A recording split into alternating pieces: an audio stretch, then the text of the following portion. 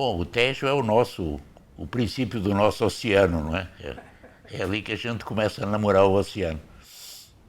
Bom, a pintar mesmo, eu já desenhava, não é? Desenho desde garoto, não é? Mas eu comecei a pintar e quando passei um mês numa ilha chamada Berlengas, que é de fronte de Portugal, ali no oceano, bem à beira, é um antigo presídio, é muito perto da costa, e é uma coisa meio abandonada. Eu fui para lá com um colega meu, também pintor, passámos um mês lá. É uma ilha que só tinha um farol e o resto eram lagartos enormes e tal. E grutas, umas grutas muito grandes, onde a gente ficava escondidos na maré, quando a maré enchia. E eu aí primeiro tive o primeiro contato com a pintura a óleo, não é? Aliás, foi aí também que eu me despertei para fazer fotografia. Comecei a ficar muito ligado com a coisa da água, não é? Eu sou de tudo, a pintura para mim, a própria fotografia que eu fiz era como se eu estivesse lidando com a pintura, com a mistura da matéria e não a sobreposição de imagens, não é? Todo o meu trabalho da poética surrealista na fotografia nasceu um pouco também aí, foi dentro dessa experiência da pintura que eu um dia resolvi comprar uma câmera fotográfica e comecei a fazer fotografia. Como no grupo surrealista fui o único, aí eu fiquei famoso, porque era o único que fazia fotografia. E a fotografia foi andando, rolou, assim. E eu acabei ficando menos artista plástico, não é? Continuo pintando, desenhando, eu faço de tudo um pouco, escrevo como se pintasse, pinto como se fizesse fotografia. Então isso às vezes tem até embaraçado um pouco os críticos, que não sabem onde é que me colocam, não é? O que é que vão fazer comigo, não é? Mas é essa o meu princípio de pintura foi esse. Bom, para nós o Dada já era uma herança do dadaísmo, não é? Quer dizer, o surrealismo em Portugal nasceu não tardio, mas um pouquinho de segunda mão, não é? E o Dada para nós já não é que estivesse superado, não é? Mas nós ainda tivemos contatos com o Tristan Tzara em Paris e o Breton, não é? Mas a bandeira foi mais a coisa surrealista, não é? Porque ela tinha uma conotação política importante em Portugal, que inclusive levou-me a fazer os retratos de uma porção de intelectuais que eram anti-salazaristas e estavam condenados a nem poder trabalhar.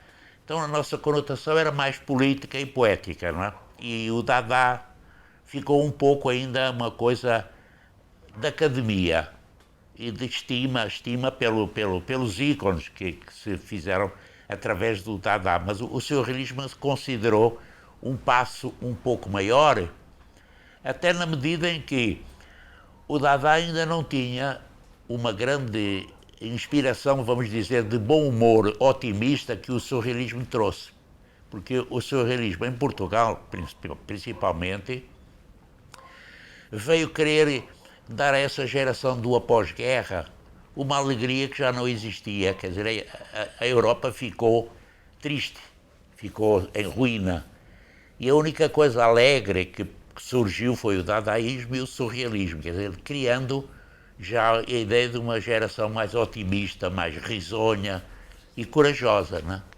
Bom, o Freud, que a gente, a certa altura, já tinha como padrinho, madrinha, tudo, né? O nosso Papa. Nós depois fomos o Jung e, enfim, fomos entrando muito nisso porque foi uma das razões da coisa surrealista, foi inconsciente, trabalhar o consciente, né?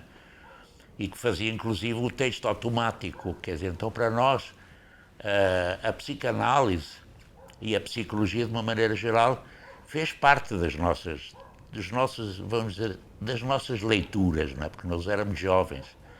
Eu quando comecei a fazer esse trabalho todo tinha 18 anos, 20 anos, não é? Então tudo isso ainda era muita leitura e muito pouco conhecimento, não é?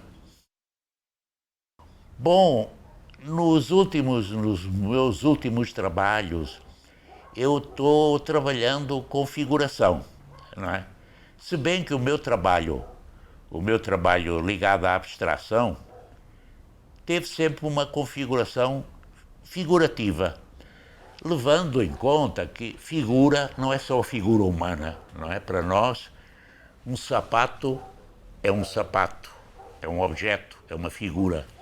E muita procura antropomórfica também, de fazer coisas com caras de animais, não é? Porque o homem não é suficiente para ser definido como animal, quer dizer, até como disse o Darcy Ribeiro, o homem é um bicho que deu errado, não é?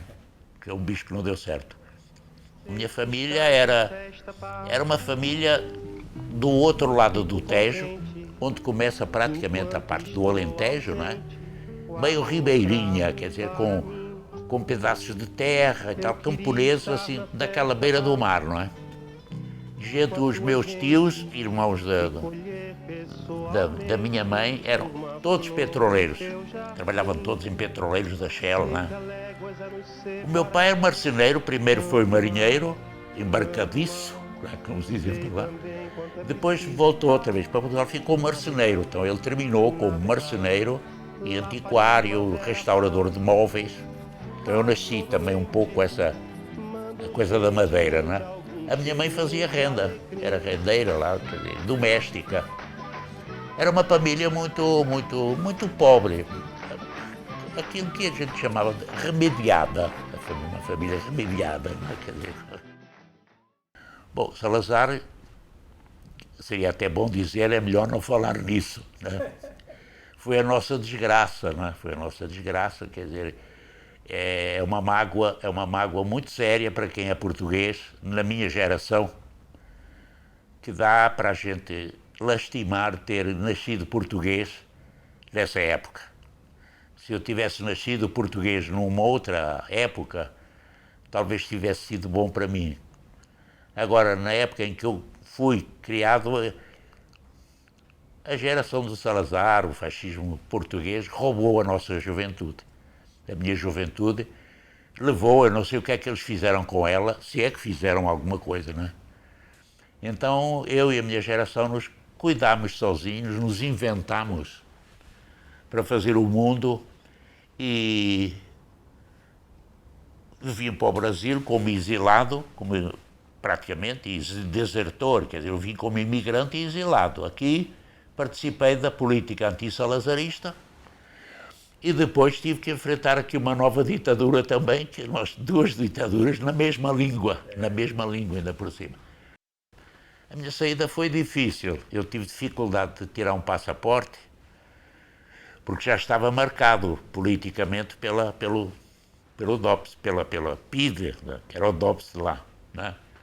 Já tinha um inquérito deste tamanho.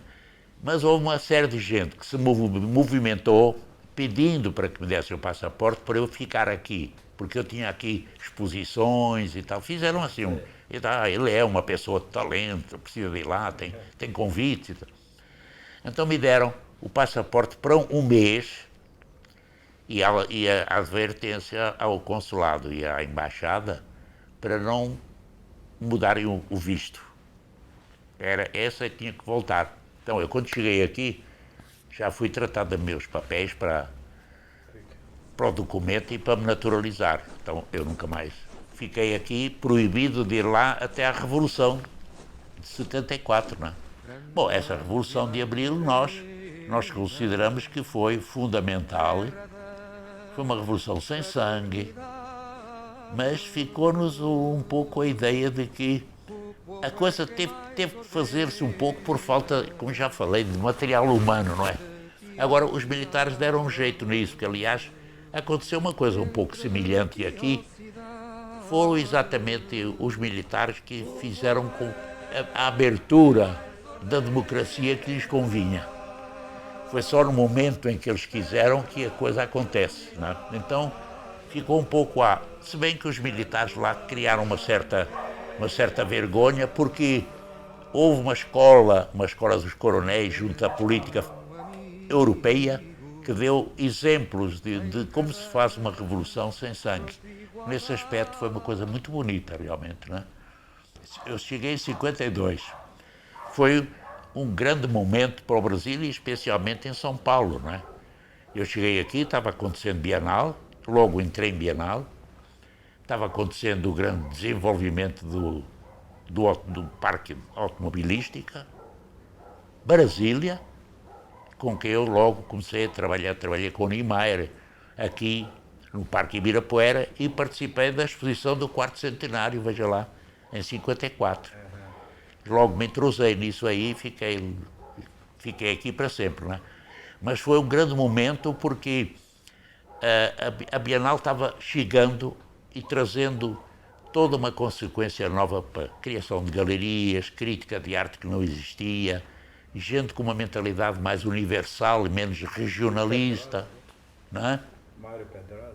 Sim, o Mário Pedrosa, o Lourival Gomes Machado, o Sérgio Millier.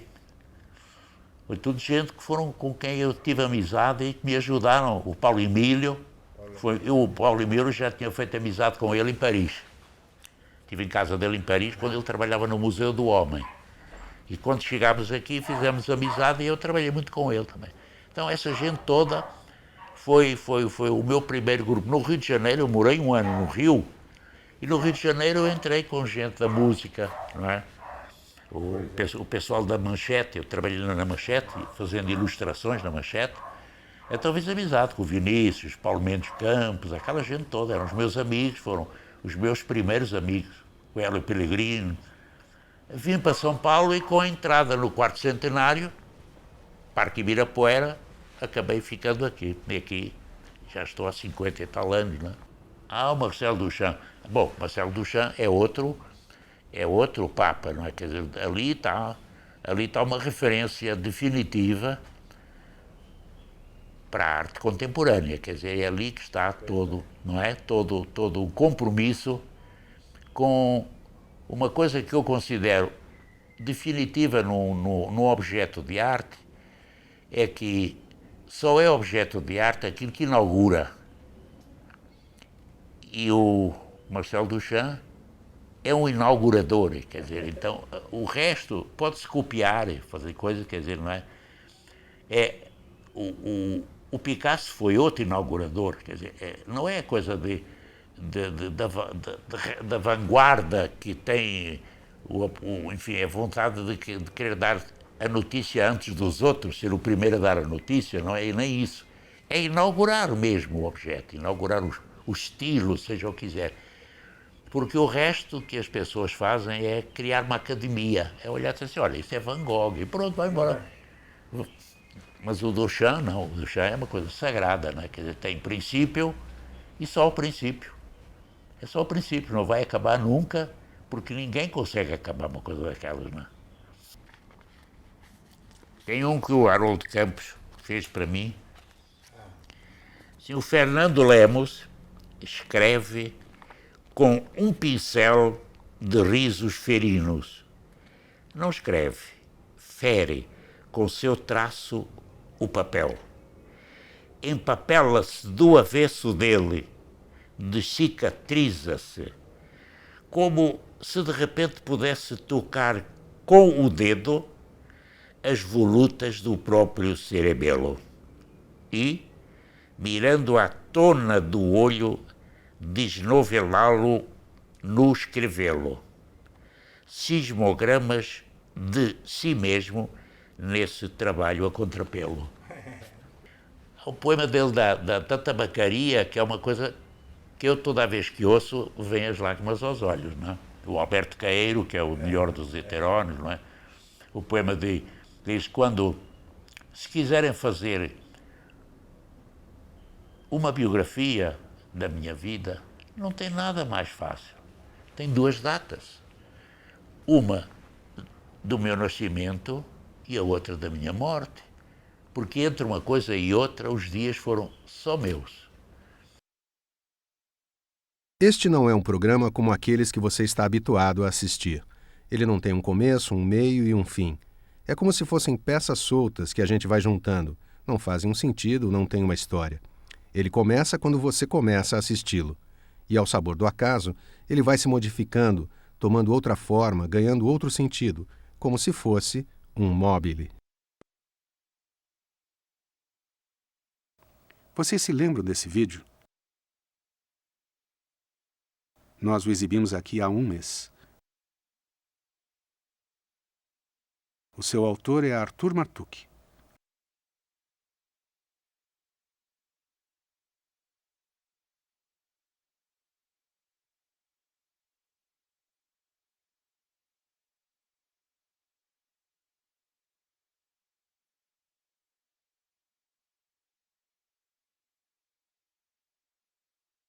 Semion, aproximadamente em grego, quer dizer sinal, né? Mas foi uma palavra que eu me apropriei para intitular esse símbolo daqui, que eu criei. Na verdade, a primeira versão dele está aqui, né? Essa já é a segunda versão gráfica dele, o desenho gráfico. E esse Semion, eu queria fazer um trabalho de arte conceitual, mas que ao mesmo tempo tivesse uma utilidade prática, e é uma contestação do copyright e da patente, é uma contestação da propriedade intelectual, é uma contestação é uma ideia de que os autores que criam informação, sejam eles artistas, cientistas, escritores, quem quer que seja, que eles muitas vezes eles gostariam que a obra deles, o trabalho deles, fosse reproduzido novamente, e um livro que chegasse em outro país fosse reproduzido livremente. Mas na época, na década de 70, isso era impensável, porque qualquer pessoa que redigia, produzia qualquer informação, imediatamente ela colocava o copyright. Ela achava que tinha que pôr copyright. E, na verdade, muitas pessoas nem sabiam o que significava copyright, que é proibida a reprodução. Então, em 1972, eu criei essa ideia de que o autor podia ter um instrumento legal, jurídico, e que para permitir a reprodução, a maior disseminação da obra dele. Então, esse outro trabalho já surgiu em 1996, quer dizer, muitos anos depois do Semion, e que eu chamei de Semion R, né? Esse trabalho é resultado das minhas pesquisas com a inteligência artificial, com o texto digital, que eu comecei a pesquisar assim, modelos computacionais para alterar o texto, para que o texto fosse ligeiramente transformado, para que o texto pudesse ser recriado, que agora eu estou também chamando de um sinal internacional para a reinformação. Então, a reinformação seria, assim, a informação transformada. E que eu acho que a gente vive num planeta de bilhões de pessoas e a informação é o alimento da nossa criação, o alimento do nosso pensamento. E esse alimento não devia estar restrito. Mas eu acho que existe, assim, uma questão que ainda não está solucionada, que é como que a sociedade pode retribuir o criador de informação, o inventor, o cientista, sem restringir a circulação de informação. Mas eu acho que isso hoje está cada vez sendo mais pensado. Então, tem juristas, teóricos da comunicação, teóricos da filosofia, filósofos, assim, cientistas, imaginando como que a sociedade pode resolver essa questão, como que a informação pode ser livre e alimentar o pensamento de novos criadores e, ao mesmo tempo, o criador viver do seu trabalho. E a minha crítica é que o modelo que a gente utiliza hoje é extremamente inadequado, porque ele impede a circulação da informação, impede que invenções sejam utilizadas. Como se diz, por exemplo, o carro elétrico é comprado, a patente do carro elétrico é comprado, a patente é comprada por uma grande multinacional da gasolina, de modo que aquele carro nunca será produzido. Ou lâmpadas são criadas que vão durar uma vida inteira, mas são compradas por companhias que produzem lâmpadas e são guardadas na gaveta e aquela patente nunca vai ser utilizada. Então, assim, de modo geral, acho que o conceito e a legislação, o pensamento atual da propriedade intelectual, na verdade, é um macrocâncer, como eu disse no começo sobre os animais. É uma forma de macrocâncer, porque é um sistema criado pelo homem que prejudica o próprio homem. Então, eu acho que está mais do que na hora da gente repensar essa questão. Olha, essa primeira marca aqui, que eu chamei de Semion, ela, eu acho interessante porque, assim, na verdade, são 3 sinais separados que juntos produzem um sinal só. Então ele produz uma gestalt que, na minha opinião, representa um pouco essa ideia da informação liberada. Informações que chegam de vários lugares, elas formam uma informação nova. E ao mesmo tempo, é como se fossem circuitos que dão abertura para a passagem de energia, de informação. Essa imagem, na verdade, ela nasceu do meu trabalho de ficção científica. E numa determinada época, eu era assim fiquei muito apaixonado pela ideia da estrela binária de Alpha Centauri. A estrela binária Alpha Centauri é a estrela mais próxima do Sol. E muitas vezes as pessoas não sabem que a estrela mais próxima do Sol é uma estrela binária. São duas estrelas girando uma em torno da outra. Então eu criei toda uma história, uma ficção científica em que o ser humano, como ele vive próximo do Sol, que é uma estrela unitária, única, ele tem uma ideia única de si mesmo. Mas entes, seres que vivessem próximo de estrelas binárias, eles teriam uma imagem binária de si mesmo, e aquilo ocorreria uma dialética.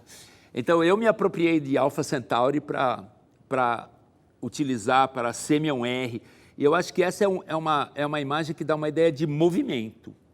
Ela traz uma circularidade, entendeu? Então é como se a informação ela vai sempre se transformando, vai sempre sendo ampliada, sempre alterada, modificada e aperfeiçoada.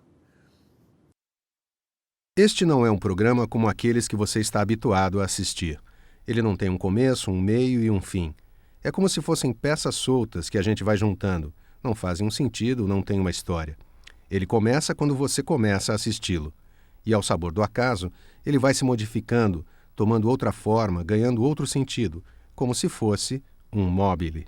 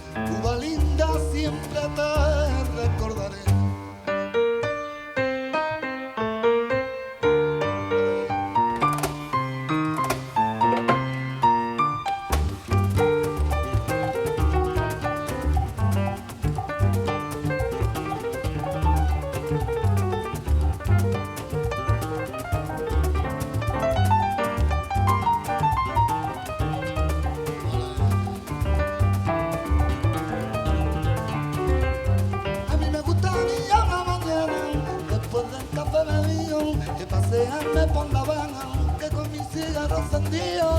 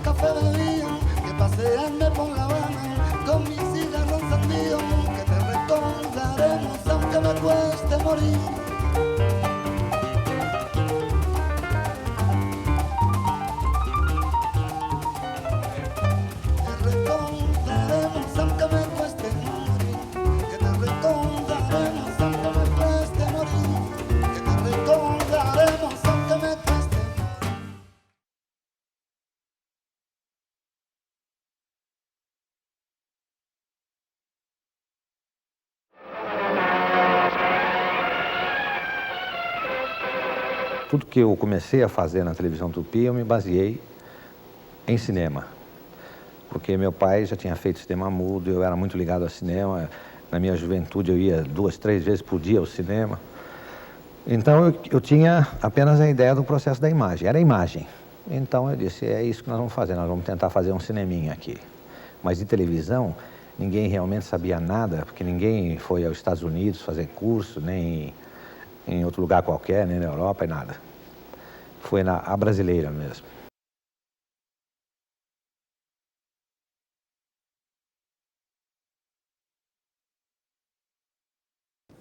Eu tenho muita coisa, né? De vários aspectos, assim, né? De casa, como a gente se divertindo, se rindo muito, né? Com coisas engraçadas. Lembro dele no trabalho separadamente, que você sabe que no trabalho ele era um crítico bem severo, assim, né? Bem Caxias, né? Na hora do trabalho. Me lembro eu tenho muita lembrança dele com futebol, né? Porque ele amava São Paulo como ninguém, né? E eu tenho lembranças assim estanques, né? Fora o conjunto, independente dele como pai, né? Eu tenho muita lembrança deles de momentos muito gostosos e sei lá, que deixam a gente até, que não passam, né? É o que a gente estava falando, né, Baixa? Não passa. Diminui a dor, mas não passa da saudade, né? Muito legal, quer dizer, sei lá, e sinto falta também, o que às vezes me dá, agora que eu estou numa fase assim, eu estou começando a tentar botar umas coisinhas no papel, tentar escrever também, que eu sempre tive vontade, né? Na época que ele ainda estava fazendo novela, eu fiz umas coisinhas para ele dar uma olhada, meio com medo assim de apresentar, mas ele gostou. Então eu sempre deixei isso para depois, né? Porque eu estou atuando até hoje e tal, então eu estou com vontade, já tenho feito algumas coisas e eu sinto falta nessa hora, às vezes, de ter ele do lado, para mostrar, para ele dar uma opinião, para dar uma, sabe, para dar uma sugestão, porque ele falava mesmo, né? Falava na lata, né? Não, isso aqui não está com nada. Não, isso aqui está interessante, isso aqui está... Eu tenho uma lembrança de uma segurança muito grande de ter ele como companheiro, né? Porque como pai ele sempre foi muito legal, presente e tudo, mas o companheirismo, quer dizer, a gente discutia e sempre falamos sobre tudo, né?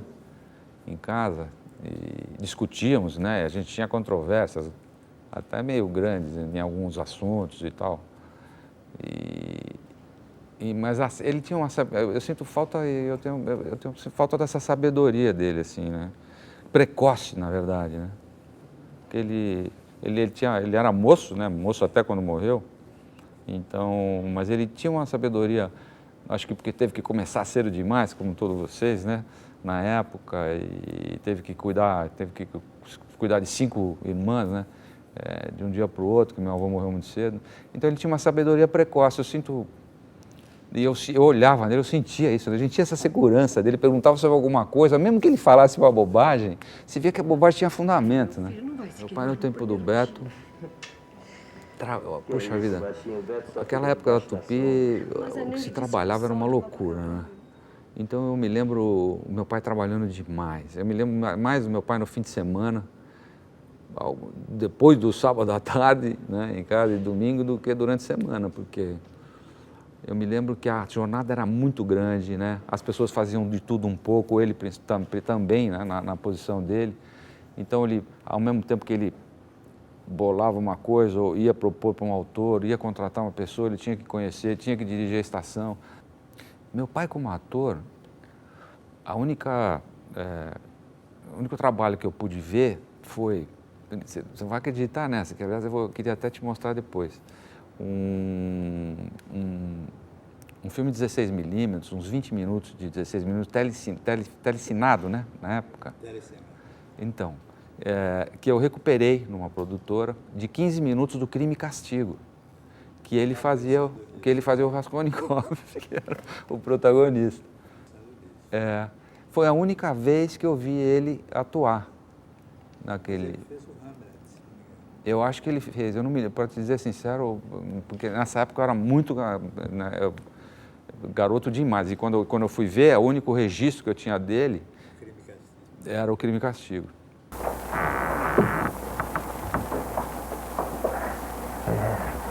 Sou eu de novo. Meu amigo acaba de me devolver a cigarreira. Já é muito tarde, volte amanhã. Não, por favor, compreenda. Eu tenho que resolver um compromisso ainda hoje. Preciso desse dinheiro. Muito bem, entre.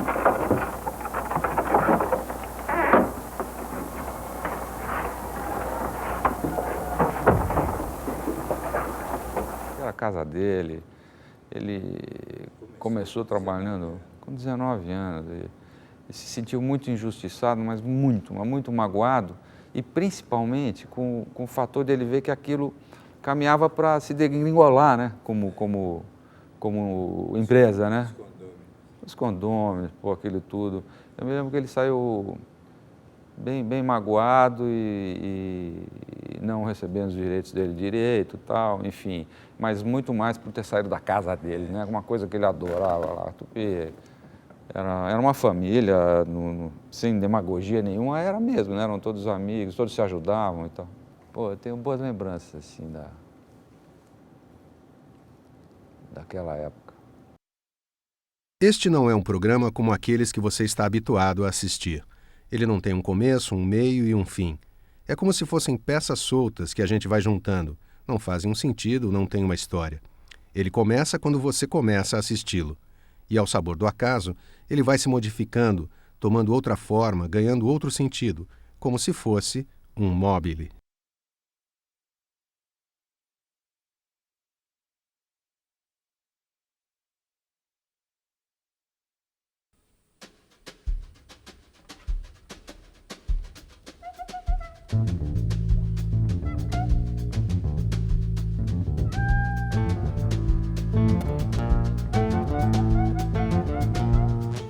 Se não tivesse o amor, se não tivesse essa dor, e se não tivesse o sofrer, e se não tivesse o chorar, melhor era tudo se acabar, melhor era tudo se acabar.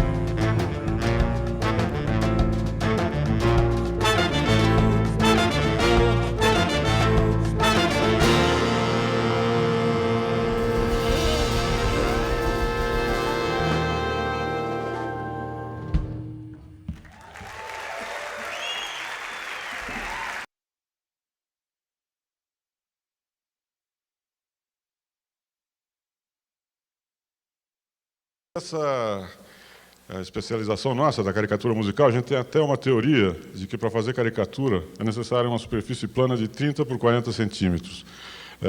E para a caricatura musical também. É o tampo da cadeira de presidente da República. Quem senta ali fica maluco, e nós vamos demonstrar isso com a ajuda de apenas um pente e a melodia de Paulo Caruso para Bom é Ser Presidente. Começa com José Sarney dizendo: bom é ser presidente deste imenso país, fazer um montão de coisas que eu nunca fiz, lançar livros na China, amanhecer em Pequim, o outro lado do mundo gosta de mim, e ver a perestroika, assistir ao Bolshoi, levando longos papos com Gorbachev. Ô Gorba, tá bom, hein? Tudo bem? Tá bom? Traduzir meus poemas pro russo e pro chinês, aprimorando mais o meu português. Eu digo, bom é ser presidente, olha o pente, ó, desse imenso país, minha gente. Bom é ser presidente, não me deixem só, desse imenso país. Não me deixem só que eu faço uma cagada. Bom é ser presidente, desse imenso país. Eu digo, bom é ser presidente deste imenso país, atropelar minha gente de jet ski, a grana da LBA mandar pra Canapi, comprar os deputados da CPI, fazer da vida pública uma extensão da privada, mergulhar no mar de lama, cara lavada, bater na primeira dama, cobrilhete de porrada, cornear o irmão com a própria cunhada. Eu digo, bom é ser presidente, olha o pente, ó, desse imenso país. Bem, bom é ser presidente desse imenso país.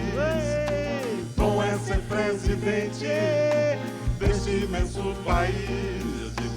Bom é ser presidente desse imenso país, comer do pão de queijo que eu mesmo fiz, queijo com goiabada, feijoada com hepatobis, refabricar o Fusca que é ser feliz, pôr o Krause pra fora, o Paulo Haddad no centro, depois o Paulo fora e o Eliseu dentro. Daqui uma meia hora fazer tudo de novo, só dá pra governar confundindo o povo.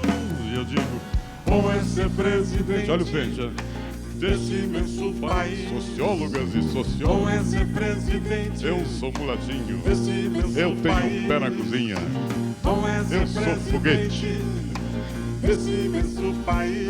Eu digo, bom é ser presidente desse imenso país, pedindo pra esquecer os livros que eu fiz, fazer a moeda forte com um governinho fraco, onde o fisiologismo é o maior barato,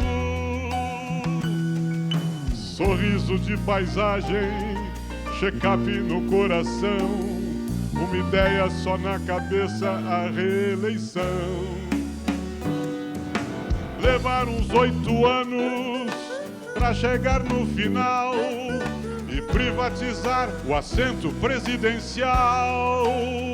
Eu digo, bom é ser presidente, brasileiras e brasileiros. Minha gente, não me deixem só, não me deixem só que eu faço uma loucura, hein? Desse imenso país.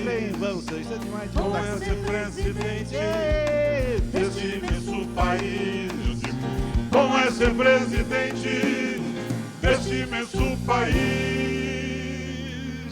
O pente, Paulo Caruso, bom é ser presidente. E aí o pessoal pergunta, e aí, começou a fazer o Lula com o pente? É fácil, pega-se um pente e um dedo mindinho,